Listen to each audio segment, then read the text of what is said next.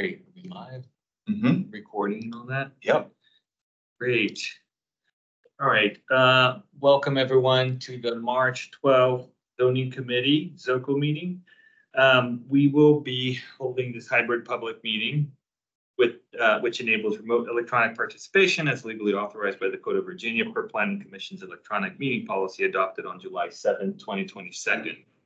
Members of ZOCO are participating both here in person and virtually electronic through electronic means. At this time, I'd like to orient everyone to our hybrid environment and cover a few specifics about how to run.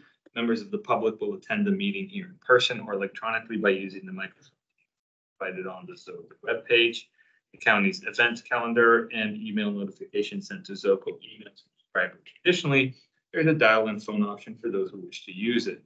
For our virtual attendees using Microsoft Teams, please turn off your video feeds and keep your microphones muted as you enter the meeting and during the meeting. The Microsoft Teams meeting chat will only be used to provide instructions for virtual attendees on how to register for public comments and to field general questions about Microsoft Teams. The Teams chat will not otherwise be monitored by staff or the Planning Commission during the meeting, nor will it be used to collect feedback.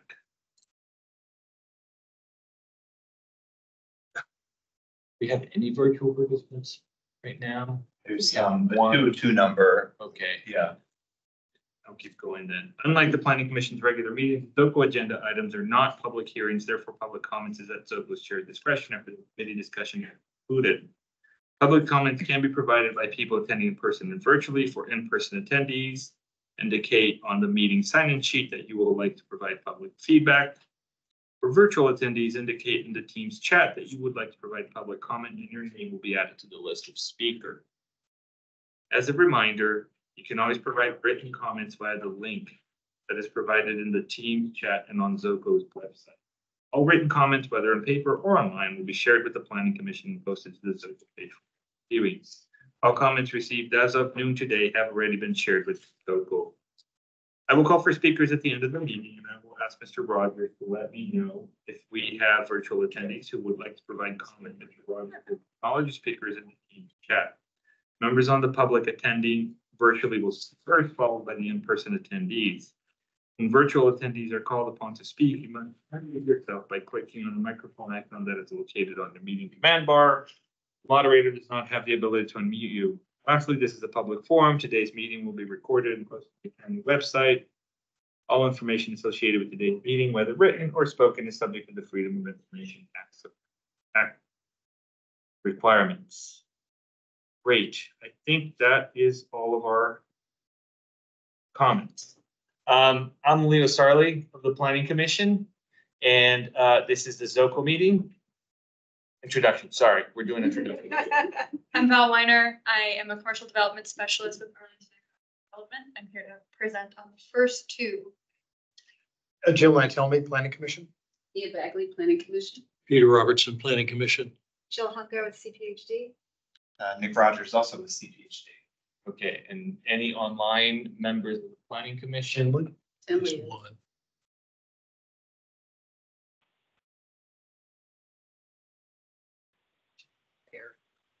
All right, well, we'll introduce Tenley when she is able to. I know she mentioned that she was coming a little late. So, Mr. Chair, we do have one member of staff who's joining us virtually. Oh, Yeah, thank you, Nick. Good afternoon, everyone, or good evening. It's Mosi London. We're a DES, a principal planner. welcome, Mosey. All right, with that, we'll go to the presentation. Val? Yes. Sharing.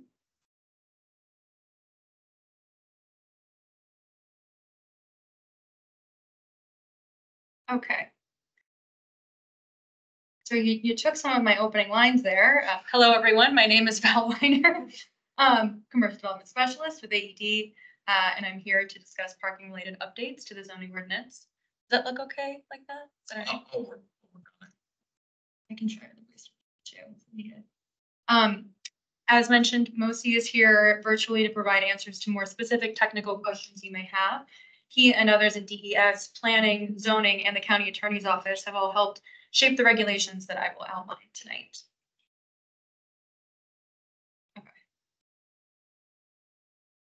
Tonight, we have 4 items for your comments and feedback. I'll start with a brief overview of commercial market resiliency and then jump into the topics at hand. And I'll be as brief as possible to give you time for questions and comments at the end. And all of these items are going to the County Board for action in April.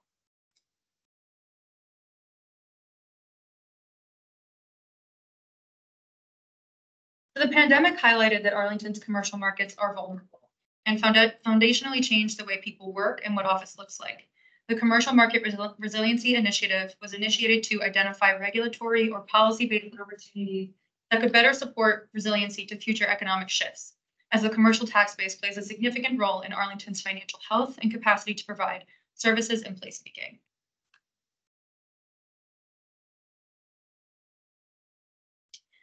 A vibrant commercial market has a number of benefits for the county. As previously mentioned, the commercial tax base is critical to Arlington's financial health. When taxes are split evenly between commercial and residential, commercial taxes help to subsidize the residential tax burdens, making Arlington a more attractive place to live. These taxes also provide funds for critical services, programming, and placemaking efforts for the community. In addition to taxes, there are also indirect financial repercussions to vacant and downsized office space. Office vacancy, the ratio of empty to total available office space, is now 21.7%, up from 15.4% in 2019 across the county. These vacancies, coupled with offices downsizing and shifting to work from home post-pandemic, result in both lower commercial taxes and a less vibrant commercial core, driven also by fewer people around during the day to spend money on lunch, coffee, and shopping throughout Arlington, which then threatens our neighborhood retail. Rethinking how we regulate development of new projects, reposition existing projects, and regulate topics like parking is critical to becoming nimbler to economic and social shifts. The following proposed changes help work toward these goals by addressing outdated parking regulations that can prohibit businesses from filling vacant space, while also taking incremental steps toward larger shifts in how we regulate parking. And I really want to emphasize that this is only the beginning of what we're trying to do. These items are us trying to add flexibility under our current system with the hope that eventually we take a look at the whole system in its entirety. Okay. Our first item on the agenda is on-site shared parking, and we'll run through all the items and then allow you to. This is not going to work. That's too small. Let me give me a quick second. That's crazy. Okay, stop sharing, and we are going to try something else.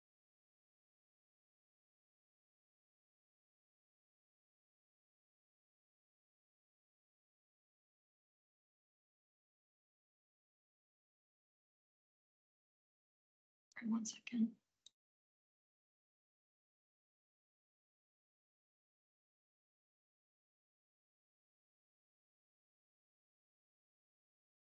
I'm so sorry. 1 second. I'm trying to figure this out. So you just, Yep.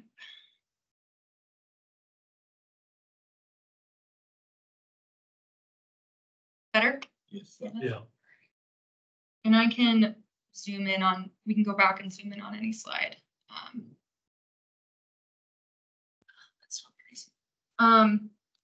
Okay, well, I'll go through this. Do people want me to zoom in? No, that's I can read it. Is this okay? It's good. It's like an eye exam, I'm sorry. Right. Okay, so the first item on the agenda is on-site shared parking. Here we are solving for the case where there is a change of use in what we're calling a neighborhood center, or what you would more colloquially refer to as a retail strip or a strip center. The new use and in a change of use in this building or development type has a more restrictive parking ratio than what was there previously. Currently, the zoning ordinance does not take shared lots into consideration for existing development and parks each use based on individual ratios. So the square footage of the new use or new business would be limited by the number of parking spaces available in the lot, because it has to be retrofit into the space. There are cases when a business may even sign a lease before knowing that the parking may limit the size of their business and entirely change their business model. This approach to regulation also ignores how consumers use shared lots. Shared lots can compensate for shifts in demand for each business based on time of day, and consumers usually don't know which spots are associated with each individual business. In this case, we're questioning whether the parking minimum approach makes sense for this type of development. And for context, some examples of this type of development are along Langston Boulevard and Columbia Pike. They, in most cases, abut residential neighborhoods, and they range from about 50 to 125 square feet gross floor area. And they include a variety of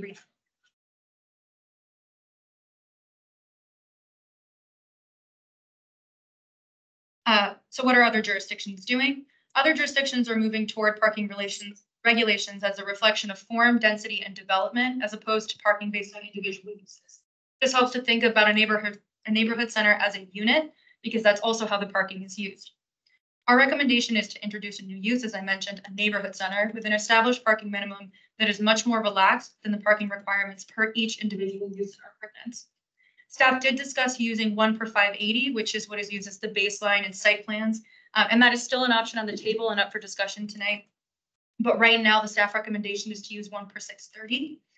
The 1 per 630 ratio was determined in a 2013 study on office site plan buildings as a ratio that reflected a more modern parking demand that was outside of commercial corridors and based more on location and irrespective of use. Parking within a neighborhood center is ideally use agnostic. That's how we're trying to approach this regulation. And as such, the parking ratio should reflect that. So we are proposing that even though this 1 per 630 originated based on a study of office site plan buildings, that it still could apply in this case because it should be treated as use agnostic. In addition, this ratio of 1 per 630 is more similar to what we're doing in site plan projects, even than 1 per 580. That 1 per 580 is usually modified to something much more relaxed, sometimes 1 per 1,000 or even more relaxed than that.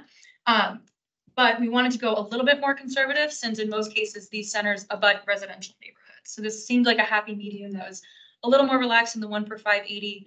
That's sort of the very the bottom baseline in site plans, but not as relaxed as some of our more dense site plan projects. And then in addition, 1 per 630 is only the baseline. We're also proposing they could modify their parking via use permit. So if the ratio doesn't work, they still have an option to modify to make sure that that space could be filled by a business. And again, the goal of this is to eventually rethink of parking as a whole. So it's not, this is a step in that direction. So we're still, as you can see here, we're still working within that table structure. Eventually we do see a world where that table no longer exists, but right now CMRI is about expediency and addressing the current issues our businesses are facing. So this is what we're seeing as a step toward that. One item that we would love your feedback on is with the neighborhood center definition. That is very small. But the goal of this definition is to be inclusive of all of the known neighborhood centers and the range of uses within them in Arlington. From the memo that you all received, we did decrease the GFA from 300,000 to 200,000. Originally, we had it at 200,000 and increased it to be as sure as possible that we were inclusive of all neighborhood centers that we knew of. It turned out 200,000 is more than enough, and 300,000 got us into a world of office buildings that we didn't necessarily want to be in with this regulation right now. And 200,000 gross floor area is more appropriate, we think, for to characterize this kind of use. We did also discuss adding a height limit. Other jurisdictions did that with a maximum of 2 floors and found that that's not necessary for this case, just because we are trying to regulate parking and that doesn't really have an impact on how it should be parked. So right now I'll just read this out loud and I can go back and zoom in because that's crazy. I'm so sorry. So a neighborhood center, a commercial building or buildings with a total gross floor area of no more than 200,000 square feet, containing multiple commercial and/or retail tenants, requiring multiple individual certificates of occupancy, and served by a parking area that is shared by all on-site tenants. So trying to create a definition that's really based around that shared parking space. And the way this is written, commercial and/or retail tenants would include office as well and medical office, based on how we've structured the ordinance. So, and I will, I'll wait for questions and comments until the end, just so I can make sure I get through everything without taking up all of your time. Offsite parking is a little bit of a different problem. Here we're solving for a business that does not have enough parking on site, but there is available parking nearby, like in an overparked garage, for example. Right now, we do permit offsite parking agreements in very specific cases and in site plans, and we want to expand and simplify our existing regulations to include additional uses that would also benefit from maximizing parking off of site.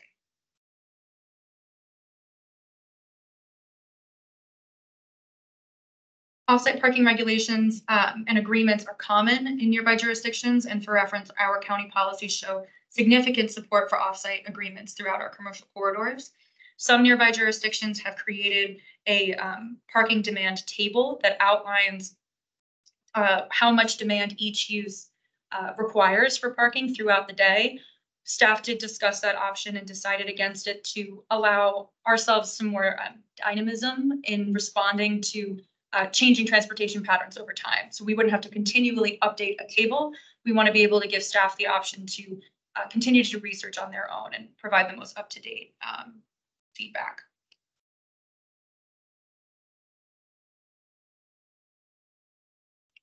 So right now, off-site parking is permitted if there's the same owner of the on-site and the off-site space. So if the same person owns both sites, you are permitted by administrative approval to have off-site parking, but that space also needs to be within 600 feet. So we are proposing to continue to allow that to be administrative, but extending that distance to a quarter mile. That distance is established elsewhere in the code as walkable. DES is also going through their master transportation plan, and that definition of walkability may change eventually, but that is the standard that we have right now, and it's certainly better than 600 feet. We also want to propose an option if there is different ownership between the on and off site spaces. That is much more common than same ownership. And in this case, we are proposing this to require a use permit with conditions. The biggest and most important condition would be that there be an agreement, and the conditions or the components of the agreement would be for them to outline the number and location of spaces, grantor and grantee of spaces, the term of use, hours of operation, grounds for termination, and notice of violation. These are the very basic requirements we found in other jurisdictions and within our own examples in the zoning code. Applicants are obviously welcome to add additional sections, but these are, as of right now, the minimum requirements. We have been meeting with the county attorney's office about this. We originally talked about having this be a by right process. They are much more comfortable with this being a use permit process, as you can imagine. And they still need to go through and make sure that these conditions of the agreement are exactly what they want. So these may change, but these are the basics of what we've been seeing in other agreements in neighboring jurisdictions, as well as what we've outlined in our own ordinance. And two additional conditions would be safety, and that both properties have to be within Arlington. So there needs to be a safe walking distance between the off-site parking and the on-site.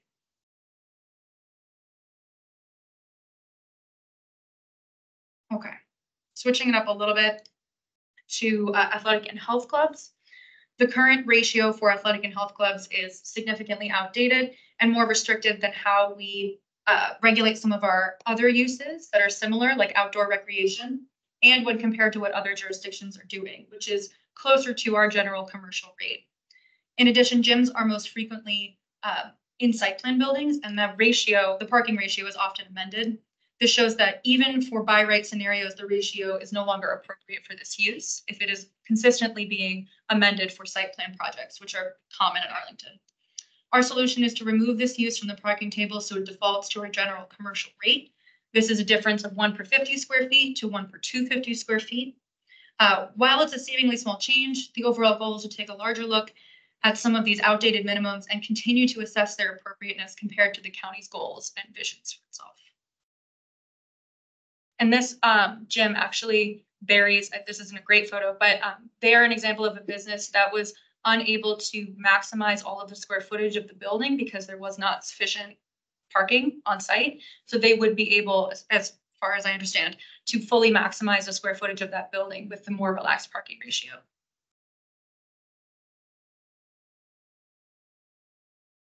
And lastly, similarly, compact car prohibitions were most recently made more restrictive in the early 2000s for all of the uses listed here on the slide, because it was perceived that larger cars were taking the compact spots and creating dangerous situations.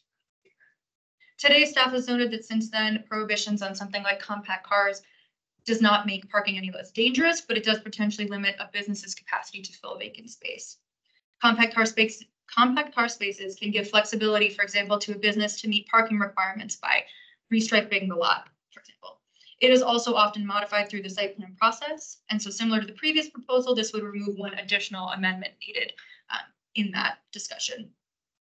We are not suggesting, as of right now, changing the permitted percentage of compact cars. Right now, that's capped at 15%. So not all spaces can be compact. We're not suggesting that here with this proposal. We're just allowing that these uses, hospitals, hospital-related medical and healthcare facilities, medical office, and retail and service uses, be able to take advantage of compact spaces to meet their parking minimums.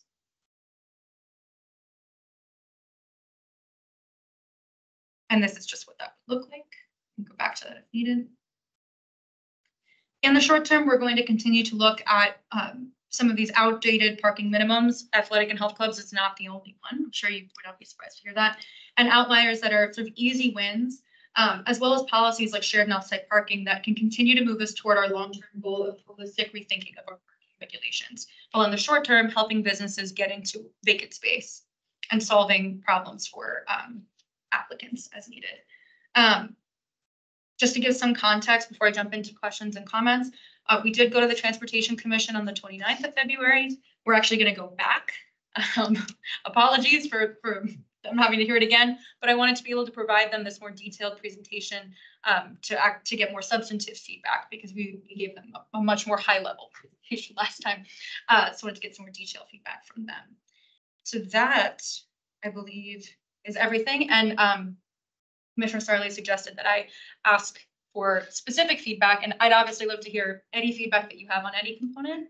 Oh, sorry. Yes. Nope. So I just have a question. Yeah. So is this a county's observation of what needs to happen in order to make this more flexible? Or has this come from the ranks themselves, the neighborhood center, saying this is a real issue for us? It prevents us from filling all of our space. I'm assuming it's come from there. It's a combination of the two. So part of what we've been doing as sort of the commercial market resiliency project is to talk to staff and say, what has been caught up in the wheels? What has been taking you longer than it should? And then that's one piece. And then what are some policies that you feel are just outdated, talking to staff, that could make the process simpler and really have very little impact, negative impact on the community. So that was where some of these items originally came from. Their experience working with businesses, trying to get them into these spaces in like a neighborhood center, and having to tell them you need to shrink your restaurant, X number of square feet because you only have 4 spots. When, like I mentioned, that's not how consumers use the lot. That's, not realistically how we should, or how staff is even thinking about regulating. So my next question then would be, have you shown this all to them, and what is their weigh in, or will they be weighing in on this? Them meaning the businesses at the neighborhood centers that have had, or landlords of these places that have had issues filling space because of this one portion of it. Not yet. We did get some good feedback at the Transportation Commission actually on the definition, and that our definition at the time, which was only a couple weeks ago, was potentially too restrictive, where it would exclude some neighborhood centers. And the goal here is to make like I said, the definition as inclusive as possible. And the ratio that we're proposing would be the most relaxed ratio for commercial or retail use in the whole table. And actually, just for context, so this is oh my God, it's impossible. Okay, this is the retail and service commercial parking ratios. They hover around like retail and service commercial uses. The general rate, like I said, is 1 per 250. Outdoor recreation is 1 per 300. I'm trying to find the highest ones. Furniture and appliance is 1 per 400. So 1 per was a 630 would be the most relaxed ratio in this table regardless. So we haven't gone directly to the neighborhood centers. I have a feeling they'd be supportive of it. We are presenting to EDC next Friday morning, I believe. So we'll be getting their feedback directly as well. Yeah, because I mean, I'm in residential real estate, but we do talk to a lot of commercial. And I would believe the landlord, if they've had issues trying to get somebody in, not just for this, factor of it, but for others, would want to weigh in to maybe say, hey, this looks good, or could you do also X, Y, or Z? Yeah. It just seems like there should be some feedback from the community that's most affected by it. Yep. So I'm just curious about. I think that makes sense. So I think, we dug right in, so that's good. I was gonna say if there were any clarifying questions that any of the commissioners had, but I feel like between the four of us, we could probably just plug right in Yeah, and 'cause keep going. I have a number of questions, comments. All right, Jim. Langston Boulevard. A number of things here could affect that. Natasha, I see you're on the line. If I say something that's wrong about the Langston Boulevard plan, please jump in so that I don't. waste Sure, sure. Um, Thanks, Jim. First, the not crossing the lines. I get that, but the only two places where that really would come into effect would be East Walls Church, because we have along Langston Boulevard, commercial stuff going right up to the border, and the commercial stuff in East Walls Church, literally right across 4 Mile. Jim. You're asking about the condition that all properties be in Arlington County? Right. Okay, that's, I was gonna ask, That- crossing the line. Yeah, that is so close that maybe it really would be a better idea if we allowed that to be seen as one big area, that if you could walk across, the 4 Mile Run, which is like, as wide as the table, it might make it more viable to have commercial development there. And even though most of those are site plan, there are some by rights that happen. So anyway, the other place would be down at National Landing, with all the big development around VT. Again, it's just across 4 Mile Run. It's a bit more of a walk, but and all that's going to be done by site plan anyway. In all probability. Would that deal with it that under a site plan we'd allow across county line? So anyway, I'm throwing that out. You don't even have to answer it right now, but that's an observation I would have, because those strike me as two areas that really would make a difference or could make a difference. Definitely get rid of the height. Don't put any height limits on it, because again, Langston Boulevard, we're looking for height. We're looking for more than 2 stories, and in the plan specifically is shared parking. It's one of the things that we're looking to do, and that would just kill that. So you're definitely moving the right thing by not having. Natasha, are there any of these sort of neighborhood centers that you could think of along the corridor? Because I'm thinking too, would there be any that would be smaller or larger than the 200? Was it 200? 200 square? Yeah, 200 gross floor area. Yeah, gross floor area. That could be like Harris Teeter, that shopping center, the Lee Harrison. How big is that? And then across the street where the Safeway is, which is sort of ripe for redevelopment. How big is that?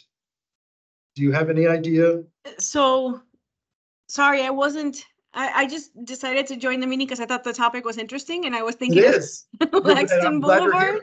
here. And, we're working on the use permit tool, or at least the scope of work, and this was important for me to follow. Yes. There are a number of parcels or properties that have buildings that are larger than that, I think, along the corridor. The one I think of is definitely Harris Teeter. Yeah, and I would say even the Lion Village Shopping Center. Right. I'd have to go back and confirm, but I think that there are several. Yeah, those would be site plan in all probability, though we are, as you said, you're looking at use permit options also. Would these proposals affect either site plan or use permit projects? Do you have any idea yet, or is it too soon? You're asking me? Yeah. So I don't know. Yeah, it's definitely too soon. I was here Okay. to, again, listen to see what they were proposing. I think what No. they're proposing is great. It would support everything we want to do on Langston. Hey, Jim, I think Take notes. information. I'd like to turn things over to Ms. Weiner, who just through getting familiar with a few of the neighborhood centers may have an answer to that size question. Okay, great. So the Lee Harrison Shopping Center, which is what I think you're talking about, Yeah. is 125. Oh, really? That's small. 125,000. 25,000, yeah, that's Yeah. right. Well, I know it. We're, yeah. Well, and I thought the same, which is why we increased the 200,000 to 300,000, Right. thinking that would, for sure cover everyone. And then we did the math, Nick and some zoning staff and myself, and just figured that 200,000 resolved actually some of the concerns from other staff that 300 was pushing it into an area that it's no longer a neighborhood center, but that is inclusive of the Garrison. Great, because we're really strongly wanting to have redevelopment happen up and down that corridor. We want to make sure all of those large parcels would be covered by this. So no, that's great. The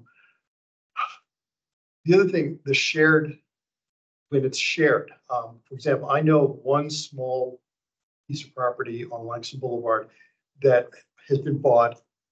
The new owners were thinking of doing a restaurant, but the problem was parking. That it didn't have quite enough. It used to be a dry cleaner. And it didn't have enough for that use. Yet right next door is a Mr. Tire, which has a big parking lot, which isn't used in the evenings. Would this allow them to use that parking next door? Because the hours are different. Now, during the day, it may not be that practical, but in the evening, it would be. So do we have a time thing where we could do shared parking for part of the day that would then allow that use to happen on the main property? Yes, so that is part of the, that it would be part of the offsite shared parking agreement process and the use permit. That's in large part why we left it as a use permit, because we did actually look, and Mosi can talk about this further too, previously at different tools that other jurisdictions use to calculate that the hours where you can share the parking, the differences in demand. Other jurisdictions, like I said, have permanent tables that refer to those shared parking percentages. And we decided that we'd like to give staff like Mosi and others in DES the flexibility to change that tool and to find the most appropriate and modern, most recent one to use. So the data is current. So yes, and that would be something that Mosi and his team would review. Okay, great. What I'd like to see with this is as much flexibility as possible, that even when we have these particular numbers, if somebody came in with a rational proposal, that we could somehow modify it to allow a use that wouldn't have the externalities that we're obviously concerned about. And I'm not sure how to do that or whether it really is a problem, but I'm just trying to, I'm trying to go the same way you are. We're trying to make it as easy as possible for someone to fill their space. I know this came up with Transportation Commission with the special site plan buildings, that when it's built, we have a parking ratio of X minus a certain amount, which is way smaller than what the zoning ordinance says, which is what we're, our comp plan pushes that, we all want it, we all think it's good. Then the use changes. They have a big empty space.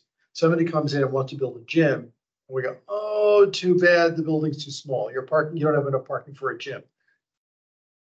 Now, this doesn't cover site plans. Is there a way we could somehow say, once the parking's there, we don't care what you put in it. Once the site plan building is built, we don't care what the use is anymore. That's up to the market. That's up to the owners and the retailers to figure out whether they have enough parking to make it viable. And again, these are all buildings, these site plan buildings are all rarely in neighborhoods, they're in the corridors. So I'll first say and I should have said this at the beginning, the focus of these updates is on our more by right developments than it is site plan. I do think the opportunity for that is still there, making it easier for a change of use to site plan building. I don't know, Jill or Mosi, if you had other thoughts on that, but these particular proposals are meant for by right development. I don't think that excludes them from helping in that case, though, once the building is actually built. Yeah. And helping for a change of use. Wanted to give Mosi a chance to talk after you, Jill. So you go first, then Mosi, you're next. Sure, and jump in, Mosi, if I just completely botch this. But I think in the past, because the project is approved with a very specific ratio for the entirety of the building, that provided that the uses that were considered were approved uses as part of the site plan project, they can go in there. That's what makes me a bit nervous, because nobody anticipated, let's say, that there's going to be a daycare center or that there'd be a gym in the building, or a commercial gym, other than just something for the tenants.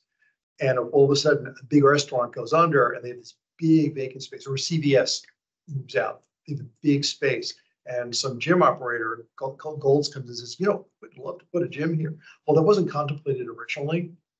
you know, it's like, that's why I wanted to have the flexibility that uses that may not have been considered when the building was built could very well fit in really well to the building footprint. Sure. So again, I think typically because it's been considered like a service commercial use at gym is a personal service. Okay, It's so you're sort of- looking at it broad. It's broadly, Rather yeah. than just specific uses. Correct. Okay, Correct. good. And then the application can be as such.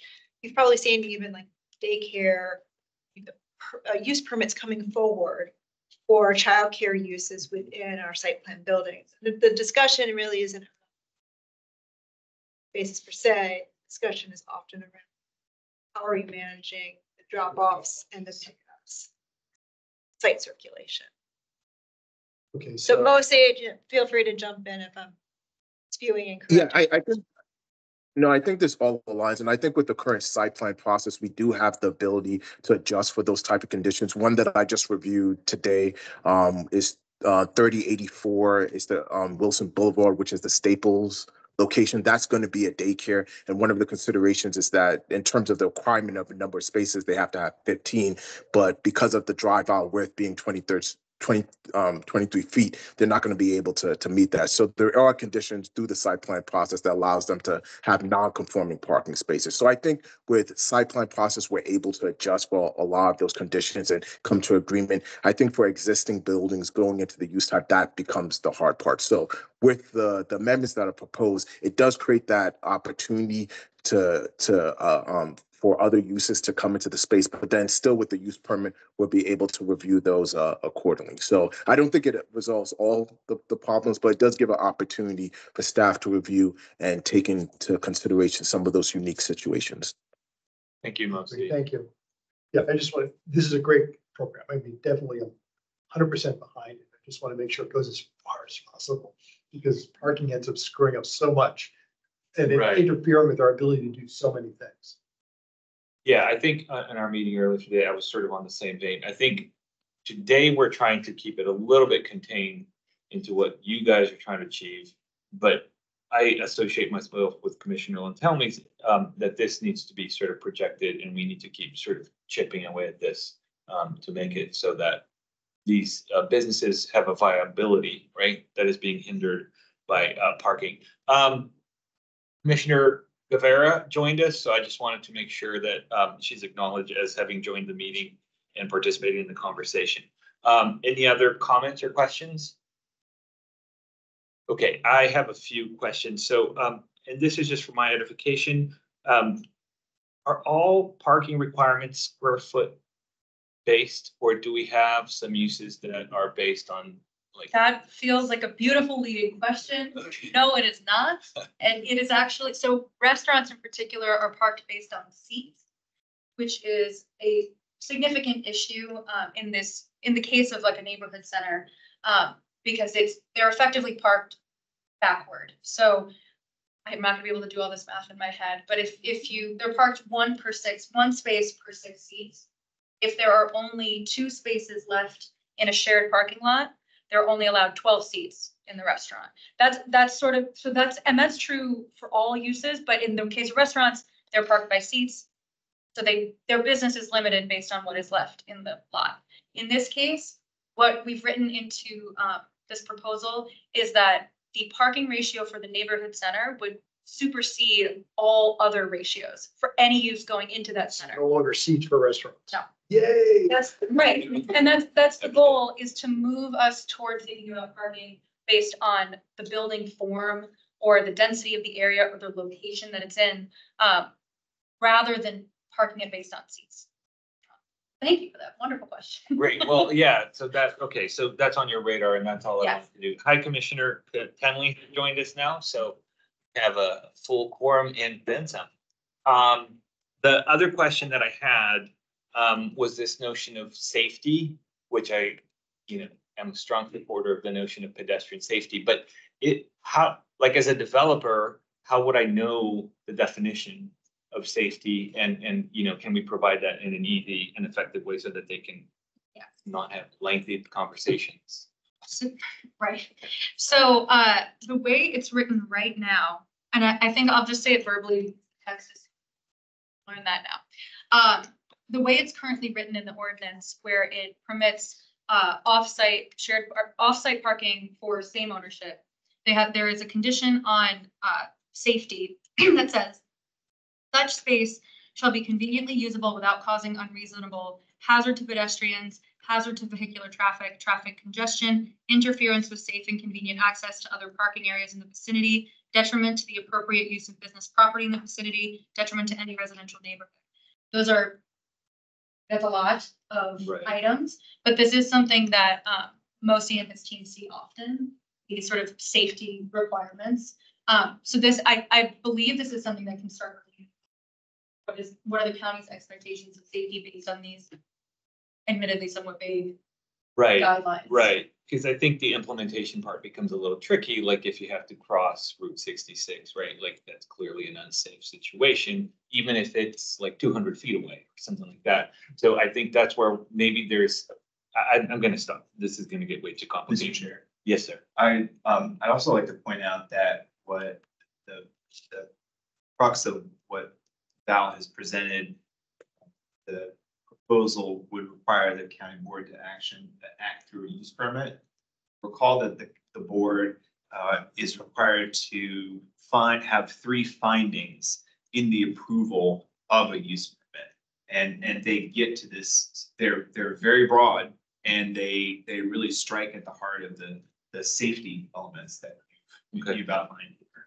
You know, the county board shall find that after a duly advertised hearing that the use will not affect adversely the health or safety of persons residing or working in the neighborhood of the proposed use. Also, the use will not be detrimental to the public welfare or injurious to property or improvements in the neighborhood. And there's also the conformance to all applicable planning policies. You gave a list of factors to look at for safety.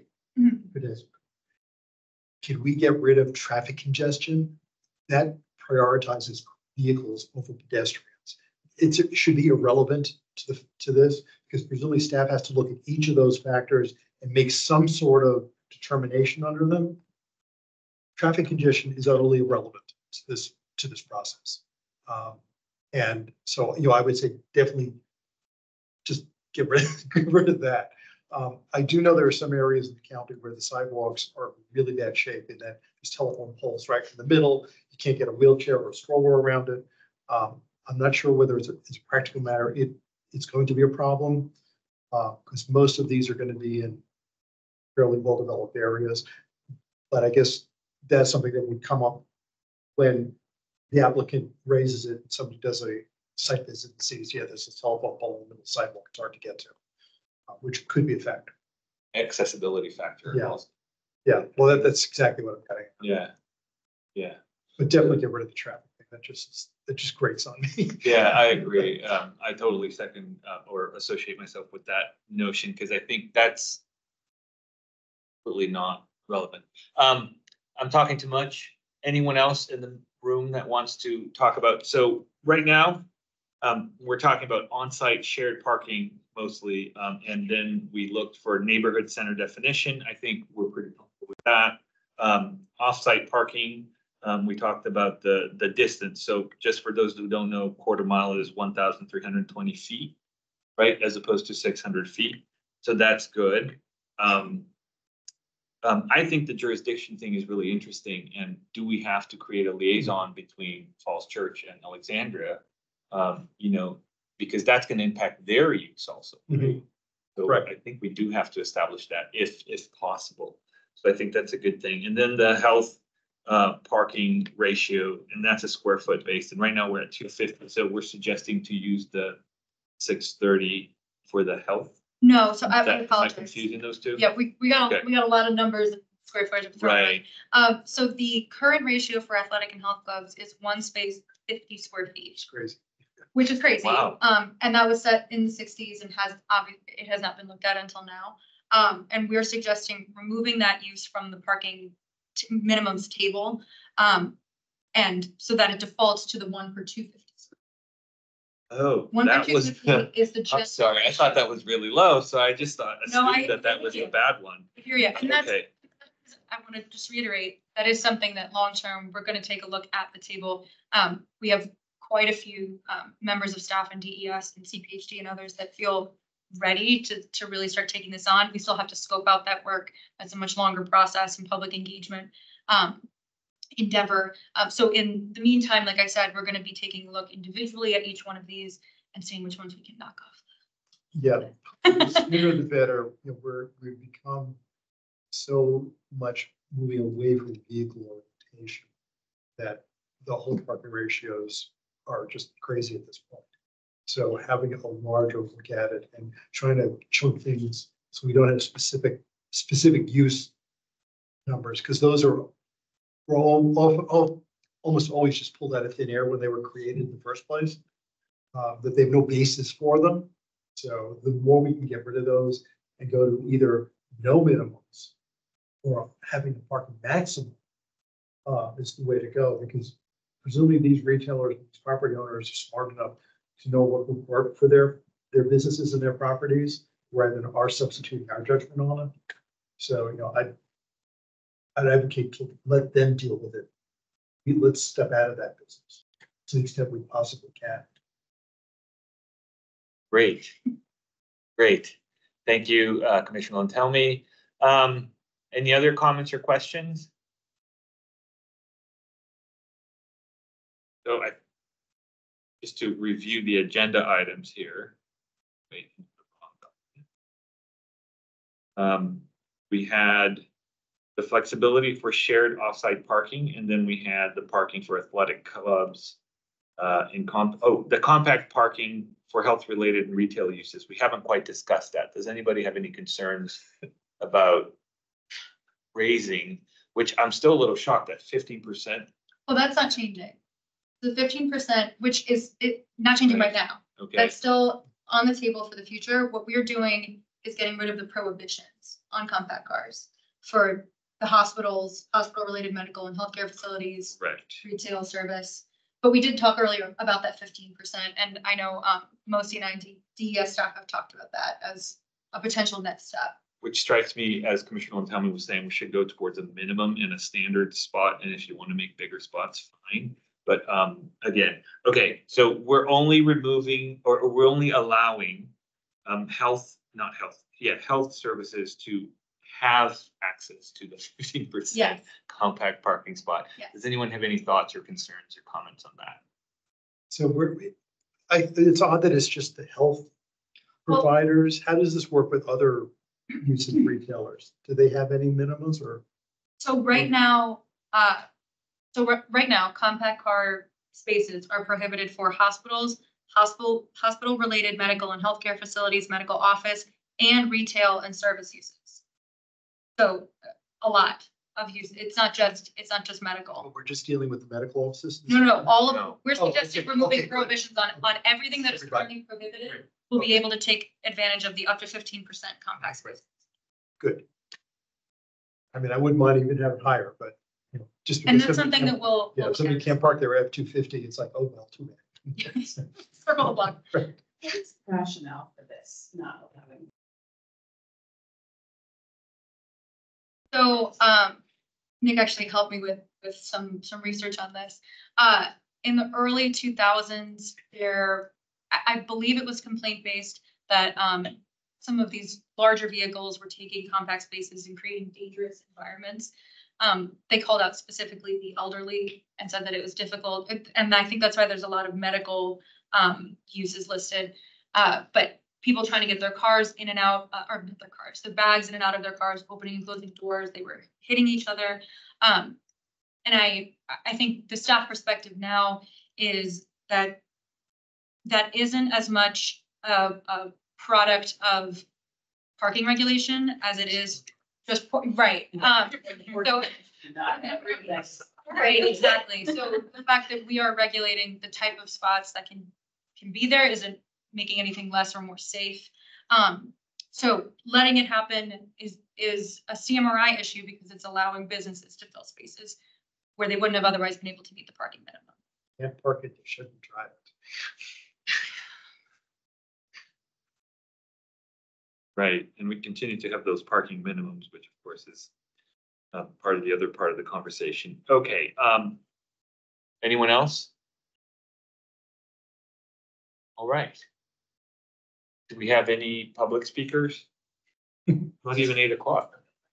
Yeah. So I was talking really fast. No, it was good. It was good. Flying through it. Sorry. I mean, I don't have any notes in the chat from anyone who's indicated that they'd like to. perfect. There's no public speakers here. I don't know what to do. I guess I'm gonna wrap. Say goodbye. Well, Dave, I have a question. Can I ask a Yeah. question? Yes, for sure. So I will be presenting this a couple more times in the very near future. Were there any points, it seemed like the example with the restaurant landed well with everybody. Were there any other points that I could clarify better, or that with the more hypotheticals or better examples would make it clearer? for I think anyone? maybe just incorporate where some of the questions drill down to that. Yeah, Do incorporate that into your presentation so you won't get the same questions. Because I may raise them again at transportation. Yeah. I would blame you. I would blame you. Karen. It's just because I don't want to go home. I love you guys so much. I guess I'm just thinking, I'm thinking of Café Sasson on Columbia Pike and, Goodwill there. And I'm just thinking it's just so congested in Columbia Pike. There's so much construction all the time and it's just so crowded. And if we're just removing sort of parking, I don't know. I just wonder how much, I don't know, should we be doing that? And they're just overflow parking into the neighborhoods and I don't know. Yeah, is that for another day? Remember, a lot of those areas have residential parking Right, they anyway. have the RFP, they could, Yeah, although they could, because it's not necessarily well policed. right, but that's an That enforcement would be a issue. problem, yes. Mostly actually. Mosi.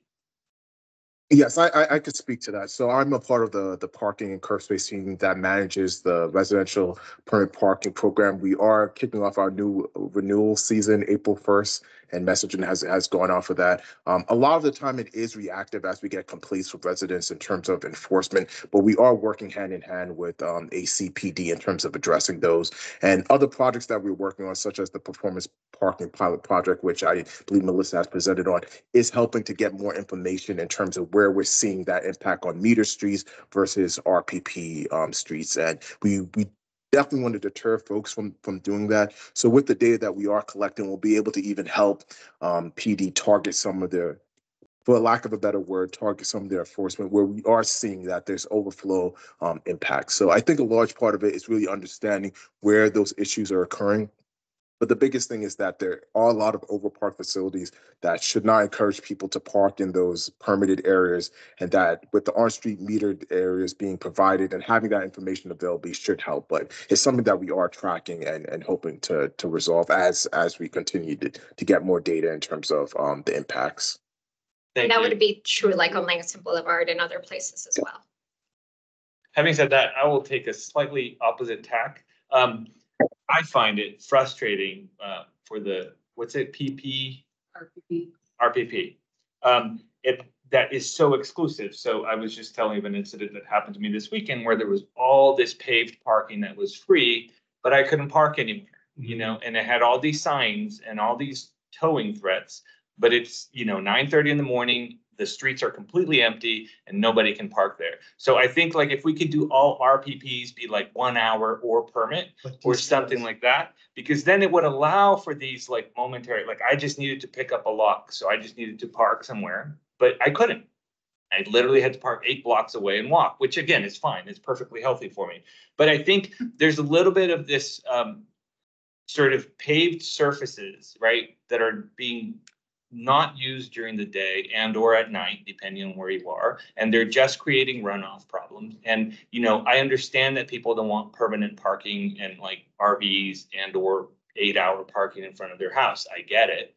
But I think, having this solely permit thing is something that just rubs me the wrong way, to be completely honest.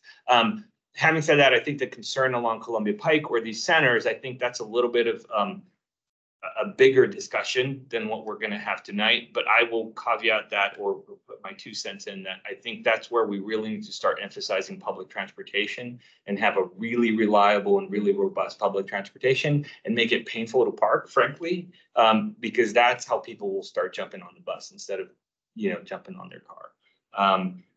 Having said that, I'm sure there's a bunch of people that completely disagree with me and would love to argue with me, but I think, just for the sake of starting a conversation at our next ZOCO meeting, which, will be scheduled later on.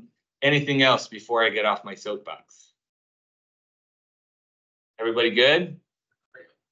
Wow, okay. 7:56. I feel awkward closing the meeting so early, but It's okay. I think we've covered everything, right?